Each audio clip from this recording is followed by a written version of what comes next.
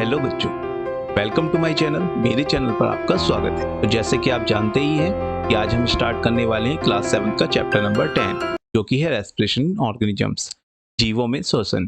तो इस चैप्टर में हम लोगों को पढ़ना है कि हम लोग श्वसन किस प्रकार से करते हैं और हमारे श्वसन के दौरान क्या क्या काम हमारी बॉडी के अंदर होता है। तो सबसे पहले हमारे पास ये क्वेश्चन है कि वाई डू वी रेस्पायर, हम रेस्पिरेशन करते ही क्यों, यानी हम लोग श्वसन करते ही क्यों हैं। सबसे पहला सवाल यही होता है। आपको याद रखना है, जब भी हम लोग कोई हैवी एक्सरसाइज कर रहे होते हैं, रनिंग कर रहे होते हैं या तेजी से चल रहे होते हैं, साइकिलिंग कर रहे होते हैं या कुछ भी ऐसा काम, तो उस समय में हम लोगों को ज्यादा मेहनत करनी पड़ती है। हम लोगों को जो सांस होती है वो तेजी से लेनी पड़ती है ना। आपने देखा होगा, नोटिस किया होगा, जब आप लोग भागते होंगे तो आपने देखा होगा हम हांफने लगते हैं, या सीढ़ी चढ़ने उतरने पे आप लोगों की जो सांस होती होगी फूलने लग जाती होगी। ऐसा होता है। ऐसा क्यों होता है पता है? क्योंकि जब हम कोई भी काम करते हैं तो हमें काम करने के लिए एनर्जी की जरूरत पड़ती है। और वो एनर्जी कहाँ से मिलती है बच्चों? हमें वो मिलती है हमें हमारे फूड से। लेकिन अब इस बात का इससे क्या कनेक्शन है कि हमारे को जो एनर्जी है वो फूड से तो मिलती है, लेकिन श्वसन का इसमें क्या रोल है, यानी रेस्पिरेशन का इसमें क्या रोल है? तो मैं आपको बता देता हूँ कि रेस्पिरेशन ही वो प्रोसेस है जिसके द्वारा आपके फूड की एनर्जी आपको मिल पाती है। यानी कि अगर आप रेस्पिरेशन नहीं करेंगे तो आपकी जो फूड में जो एनर्जी मौजूद है वो आपको मिल ही नहीं पाएगी, समझे? इसीलिए हम लोगों को रेस्पिरेशन करना पड़ता है। तो यहाँ पे हम लोग इसीलिए बोलते हैं कि all living organisms aspire to get energy from food. हम लोग जितने भी सभी जीवित जीव हैं वो भोजन से ऊर्जा को प्राप्त करने के लिए सांस लेते हैं, समझे? या फिर श्वसन करते हैं, हम ये भी बोल सकते हैं। तो हम आपको ये बात समझ में आ गई कि हम रेस्पिरेशन क्यों करते हैं? अगर आप ये बात जान गए हैं तो हम बढ़ते हैं आगे। हमारा अगला टॉपिक है कि रेस्पिरेशन कितने टाइप का हो सकता है। तो रेस्पिरेशन आपको पता है दो ही टाइप का हो सकता है, या तो एरोबिक रेस्पिरेशन हो सकता है या एनारोबिक रेस्पिरेशन होता है। मतलब या तो वायवीय श्वसन हो सकता है या फिर अवायवीय श्वसन होता है। ये क्या होते हैं एरोबिक रेस्पिरेशन और एनारोबिक रेस्पिरेशन, ये हम पढ़ेंगे डिटेल में, समझे? अभी आपको ये दोनों नाम याद रखने हैं कि रेस्पिरेशन के कितने टाइप हो सकते हैं। दो टाइप। कौन कौन? एरोबिक और एनारोबिक, वायवीय और अवायवीय, समझे? तो हम पढ़ेंगे एरोबिक रेस्पिरेशन। अब आपको पता ही है एरोबिक रेस्पिरेशन जैसे कि नाम से ही पता चल रहा है, वायवीय श्वसन। ये कहाँ होता है? ये होता है ऑक्सीजन की प्रेजेंस में। कहाँ होता है बच्चों? ऑक्सीजन की प्रेजेंस में, मतलब ऑक्सीजन की उपस्थिति में। अगर ऑक्सीजन है तभी आप एरोबिक रेस्पिरेशन कर पाओगे। यानी कि जितना भी हम रेस्पिरेशन करते हैं, आपको तो पता ही है हम लोग एनवायरनमेंट से ऑक्सीजन लेते हैं अपने, तो यानी कि हम उस समय क्या कर रहे हैं? एरोबिक रेस्पिरेशन कर रहे होते हैं। क्या कर रहे होते हैं? एरोबिक रेस्पिरेशन कर रहे होते हैं। आप ये बात जानते हैं कि जो रेस्पिरेशन है वो हम लोग करते हैं तो ये ऑक्सीजन जो हम लोग अपनी बॉडी के अंदर, हमारी बॉडी के अंदर जाती है हमारे नॉस्ट्रल से या माउथ के थ्रू, वो कहाँ जाती है? वो जाती है बॉडी के हर पार्ट्स में, हर एक सेल के पास। क्यों? क्योंकि वहीं पर आपकी बॉडी की एनर्जी जो होती है वो रिक्वायर्ड होती है, समझे? तो यहाँ पे लिखा भी है, in this cell the food यानी कि glucose is broken down into carbon dioxide and water with the use of oxygen and release energy. It is called aerobic respiration. कोशिका में भोजन ग्लूकोज ऑक्सीजन के उपयोग से कार्बन डाइऑक्साइड और पानी में टूट जाता है और ऊर्जा मुक्त, इसे वायवीय श्वसन कहा जाता है। यहाँ जो ये डेफिनेशन मैंने लिखी है ये बहुत ही सिंपल और इजी लैंग्वेज में लिखी है, जिसे आप समझ सकते हैं आसानी से। मैं आपको अभी एक बार फिर से क्लियर कर देता हूँ। देखो होता क्या है, हम लोग ऑक्सीजन की हेल्प से, ऑक्सीजन की मौजूदगी में, ऑक्सीजन की प्रेजेंस में जब हम लोग रेस्पिरेशन कर रहे हैं तो उसे बोलते हैं एरोबिक रेस्पिरेशन। और इस रेस्पिरेशन में होता क्या है, वो ऑक्सीजन हमारी बॉडी के अंदर जब जाती है तो वो सेल में जब पहुंचती है तो वहां पे वो ग्लूकोज को किस में ब्रेक डाउन कर देती है? कार्बन डाइऑक्साइड में और वाटर में। तो नीचे जो मैंने यहाँ पे लिखा हुआ है C6H12O6 करके, ये ग्लूकोज का फॉर्मूला होता है, ये आपको याद भी रखना है।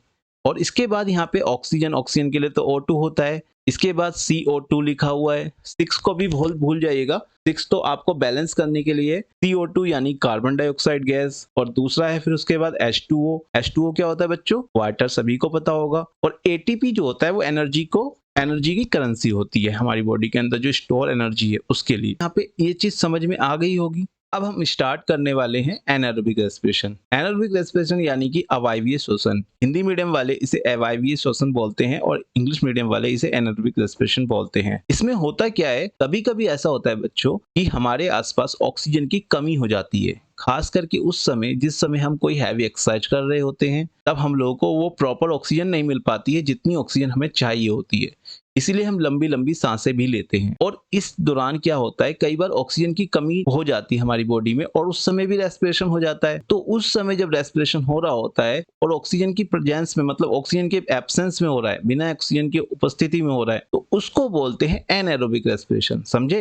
एनाएरोबिक रेस्पिरेशन मतलब ये होता है कि ऐसा रेस्पिरेशन जहाँ पे ऑक्सीजन है ही नहीं, उस समय जो रेस्पिरेशन हो रहा है वो रेस्पिरेशन क्या कहलाएगा? एनाएरोबिक रेस्पिरेशन यानी अवायवीय श्वसन। यहाँ पे आपको लिखा है कि इन दी सेल द फूड यानी glucose is broken down into carbon dioxide and alcohol. याद करो, अभी हमने पढ़ा था कि जो इससे पहले एरोबिक रेस्पिरेशन के अंदर जो ग्लूकोज था वो किस में ब्रोकन डाउन हो रहा था? हमारा फूड वो हो रहा था कार्बन डाइऑक्साइड एंड वाटर में। अब की बार किस में हुआ है? कार्बन डाइऑक्साइड एंड अल्कोहल में। अब यहाँ पर और वहां पर ये चीज फर्क आ गया, ये डिफरेंस आ गया, ये आपको याद रखना है। एरोबिक रेस्पिरेशन के अंदर मैं फिर से एक बार आपको वापस दिखा देता हूँ। यहाँ पे मैंने लिखा था कि जो यहाँ पे जो हमारा जो फूड होता है वो किस में ब्रेक डाउन होता है? कार्बन डाइऑक्साइड एंड वाटर में। और यहाँ पे अब जो लिखा है वो क्या लिखा है? हमारा जो फूड है किस में ब्रेक डाउन हो रहा है? कार्बन डाइऑक्साइड में और अल्कोहल में। तो ये चीज हमारे यहाँ पे डिफरेंस आ जाता है एरोबिक रेस्पिरेशन में और एनाएरोबिक रेस्पिरेशन में। तो यहाँ पे हिंदी में क्या बोलते हैं इसको? कोशिका में जो भोजन होता है वो ऑक्सीजन के उपयोग के बिना, यानी बिना ऑक्सीजन की मौजूदगी के कार्बन डाइऑक्साइड और अल्कोहल में टूट जाता है और ऊर्जा मुक्त होती है, क्योंकि एनर्जी तो रिलीज करने के लिए ये सब काम हो ही रहा है, तो ऊर्जा तो मुक्त होगी ही होगी। तो इसे कहते हैं एनाएरोबिक रेस्पिरेशन यानी कि अवायवीय श्वसन, जो वायु के उपस्थिति के बिना हो जाए, इसलिए अवायवीय इसका नाम है। इसके अंदर आपको ये भी देखना है कि एनाएरोबिक रेस्पिरेशन जो होता है एनिमल्स में जब होता है, यानी कि हम लोगों के अंदर कभी होता है, तो क्या होता है? हम लोगों की बॉडी में लैक्टिक एसिड प्रोड्यूस होता है। ये लैक्टिक एसिड कैसे प्रोड्यूस होता है, कहाँ प्रोड्यूस होता है, ये अभी मैं आपको बताता हूँ। फिलहाल आप ये समझ गए कि एनाएरोबिक रेस्पिरेशन के दौरान हमारी बॉडी में क्या प्रोड्यूस होगा? Lactic acid. और जो यीस्ट होते हैं उनके अंदर क्या होता है? उनके अंदर एनाएरोबिक रेस्पिरेशन ही होता है, उनके अंदर एरोबिक रेस्पिरेशन होता ही नहीं है। इसलिए उनको यीस्ट को क्या बोलते हैं हम लोग? एनाएरोब्स भी बोलते हैं। क्या बोलते हैं? एनाएरोब्स। यीस्ट को हम लोग एनाएरोब्स के नाम से भी जानते हैं, इसीलिए क्योंकि उनके अंदर एनाएरोबिक रेस्पिरेशन होता है। तो उसमें क्या होता है? ग्लूकोज किस में कन्वर्ट होता है? इथेनॉल में। और क्या रिलीज होता है? कार्बन डाइऑक्साइड और एनर्जी। तो यहाँ पे आपको एक बात समझ में आ गई, इथेनॉल यानी अल्कोहल बनाने में यीस्ट की बहुत बड़ी इंपॉर्टेंस होती है, भूमिका होती है, जो अभी मैं आपको थोड़ी देर में बताऊंगा। अब बात करते हैं मसल्स क्रैम्प्स। जैसे कि मैंने बताया, जब हम बहुत ज्यादा एक्सरसाइज कर लेते हैं या बहुत तेजी से साइकिलिंग कर रहे होते हैं, रनिंग कर रहे होते हैं, या कुछ भी ऐसा काम कर रहे होते हैं जिसमें हमारी बॉडी के अंदर ऑक्सीजन की कमी हो जाती है, ऑक्सीजन पूरी प्रॉपर नहीं मिल पा रही होती, तो उस समय हमारी बॉडी के अंदर, हमारी मसल्स के अंदर क्रैम्प्स पड़ जाते हैं। क्या पड़ जाते हैं? क्रैम्प्स पड़ जाते हैं, यानी मांसपेशियों में ऐंठन होनी शुरू हो जाती है। तो आपने कभी फील किया होगा कि इस तरीके से आपकी बॉडी के अंदर भी कभी ऐंठन हो गई होगी, आपसे एकदम से दिक्कत आने लगी होगी, आपके हाथ में या पैर में, कुछ कहीं पे भी बॉडी के पार्ट्स में इस तरीके के क्रैम्प्स पड़ गए होंगे। तो आप लोगों को काफी दर्द भी फील हुआ होगा। बहुत सारे लोग तो उसके बाद काफी दिन तक रेस्ट करना पड़ता है, क्योंकि आराम नहीं मिल पाता है ना, कोई भी काम नहीं कर पाते हैं। तो मसल्स क्रैम्प्स में हम लोगों को बहुत ज्यादा दिक्कत का सामना करना पड़ता है। तो यहाँ पे मसल्स क्रैम्प्स क्या होते हैं ये तो आपको समझ में आ गया होगा। The cramps occurs when muscle cells respire anaerobically, यानी कि हमारी बॉडी में जब मसल सेल्स होती हैं वो क्या करती हैं? रेस्पायर करती हैं एनाएरोबिकली, तब ये क्रैम्प्स होते हैं। ये ऐंठन जब ही होती है। The partial breakdown of glucose produce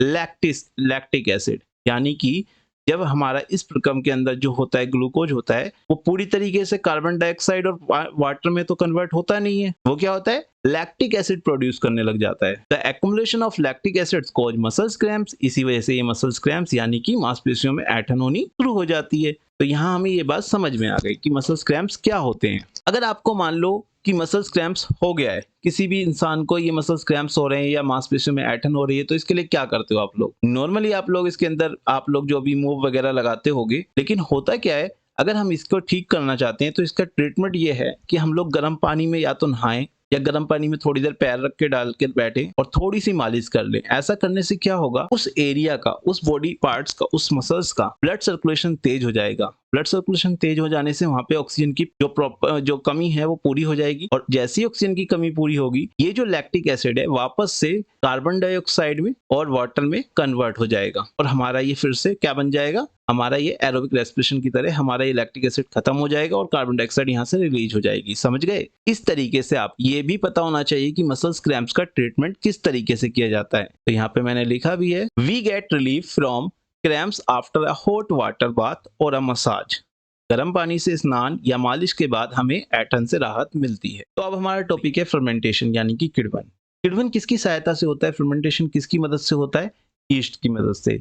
east क्या होते हैं बच्चों? एक ये सिंगल सेल्ड ऑर्गेनिजम्स होते हैं, यानी कि एक कोशिकीय जीव होते हैं। ये क्या करते हैं? ये हमेशा एनाएरोबिक रेस्पिरेशन करते हैं, और एनाएरोबिक रेस्पिरेशन के दौरान ये क्या करते हैं? ग्लूकोज को किस में कन्वर्ट कर देते हैं? अल्कोहल में, या इथेनॉल बोल सकते हैं हम लोग, और साथ में कार्बन डाइऑक्साइड और एनर्जी को रिलीज करते हैं। इसीलिए जब हम लोग को कभी वाइन या बियर यानी कि शराब या बियर बनानी होती है, तो हम लोग इस फर्मेंटेशन प्रोसेस उसे बनाते हैं, और ये किसकी हेल्प से हो पाता है? ईस्ट की हेल्प से। तो आपको ये प्रोसेस भी याद रखना है, और ईस्ट का क्या रोल होता है ये भी याद रखना है। तो यहाँ तक आपको ये सारी बात समझ में आ गई होगी। चलिए अब हम बढ़ते हैं आगे। अब हमारा जो यहाँ तक का हमने जितना भी काम किया, अभी मैं यहाँ तक के लिए आपसे कुछ क्वेश्चंस पूछने वाला हूँ, और देखता हूँ आप में से कितने लोग इनके सही सही आंसर दे पाते हैं। अगर आप लोग इसके आंसर बिल्कुल सही दे देंगे, तो आप इसके जो नेक्स्ट पार्ट है उसमें बहुत अच्छे से आगे के कॉन्सेप्ट को समझ पाएंगे। तो कुछ क्वेश्चंस आपके सामने हैं यहाँ पर इस प्रकार।